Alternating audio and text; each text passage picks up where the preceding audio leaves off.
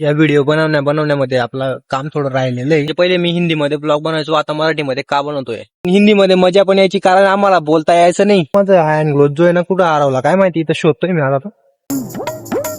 तुमच्या सगळ्यांचं स्वागत आहे दीप बदाने ब्लॉग्स मध्ये. पहिले मी हिंदीमध्ये ब्लॉग बनवायचो, आता मराठीमध्ये का बनवतोय. मला असं वाटलं होतं की हिंदी पूर्ण भारतात बघतात म्हणून आपण हिंदीमध्ये बनवावं, पण तीच माझी सगळ्यात मोठी चुकी होती. मला असं वाटायचं की हिंदीमध्ये बनवलं का सगळ्यांकडे व्हिडिओ जातो असं तसं, पण तसं काही नाहीये.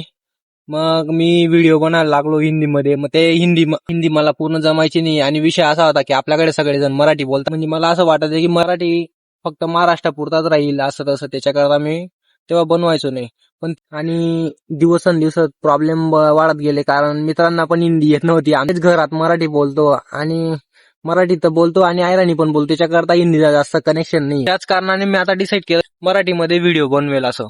आणि तुमच्यामधून पण जर कोणी युट्यूबला व्हिडिओ वगैरे सोडणार असेल आणि ते म्हणत असेल की आपली जी म्हणजे आपण पण हिंदीमध्ये बनवू, तसं तुमची ती गैरसमज आहे की हिंदीमध्येच टाकले तर काही होतं असं तसं व्ह्यू येतात. तसं काही नाही. तुमची जी भाषा आहे म्हणजे तुमची हिंदी राहो, गुजराती राहो, बेंगाली राहो, इंग्लिश राहो, जी तुमची प्रॉपर भाषा आहे ना, आयराणी राहो किंवा तुम्हाला जी भाषा चांगली बोलता येते त्याच भाषेमध्ये व्हिडिओ बनवा, कारण नंतर प्रॉब्लेम नाही होणार. कारण तुमची फॅमिली जर तुम्हाला दाखवायची व्हिडिओमध्ये वगैरे तर तुम्ही त्यांना असं कन्व्हिन्स करावं लागेल तुम्हाला की तू हिंदी बोल असं तसं. पण जी तुमची भाषा राहील, जे तुम्ही सगळ्यात घरच्या म्हणजे तुम्ही जे घरी बोलतात ती भाषा, जर तुम्ही त्या भाषेमध्ये जर तुम्ही व्हिडिओ बनवले तर टेन्शन राहणार नाही, कारण घरचे पण तेच बोलताय आणि थोडं नॅचरल राहील. कारण तुम्ही जर हिंदीमध्ये बनवला तर असं वाटतं तर स्क्रिप्टेड आहे बुवा, याचे व्हिडिओ स्क्रिप्टेड आहे असं वाटतात. मध्ये मी तरी 30-35 व्हिडिओ हिंदीमध्ये बनवलेले आहेत, पण हिंदीमध्ये मजा पण यायची, कारण आम्हाला बोलता यायचं नाही. मग ते कसं कॉमेडी होऊन जायची, म्हणजे एखादा शब्द जर येत नाही तर मग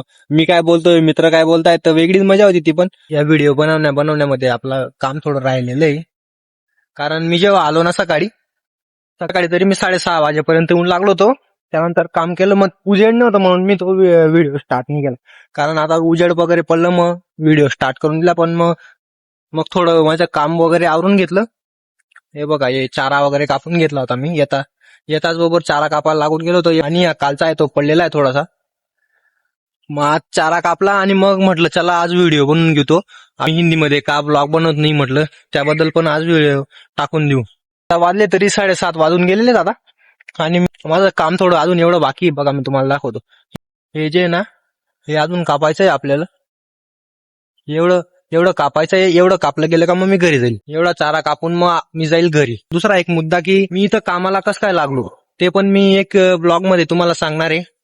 तर बघू आता, तो जेव्हा टाइम भेटेल तेव्हा मी बनवेल.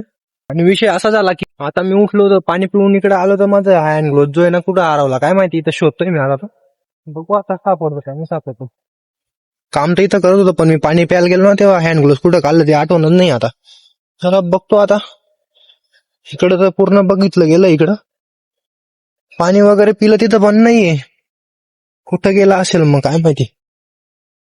बघतोय आता कुठं असेल. बघा इथं मी पाणी पिलं होतं, ही माझी पिशवी आहे.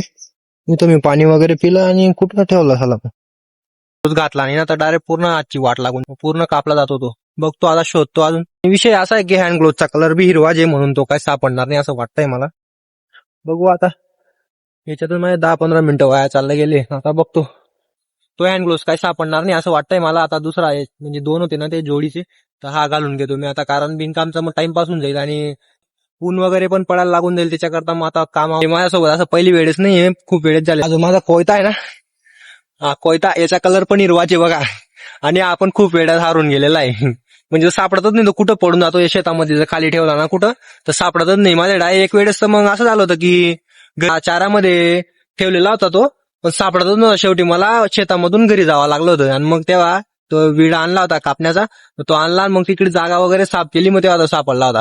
आता 8 वाजून गेले, पुरा चारा पण कापला गेलाय बघा.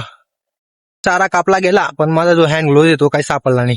चला आता निघूया घरी. चला आजचा ब्लॉग इथं आपण संपू. तुम्हाला जर हा व्हिडिओ आवडला असेल तर कमेंट करा, लाईक करा आणि सबस्क्राईब करा. चला भेटू आपण नवीन ब्लॉग मध्ये. बाय.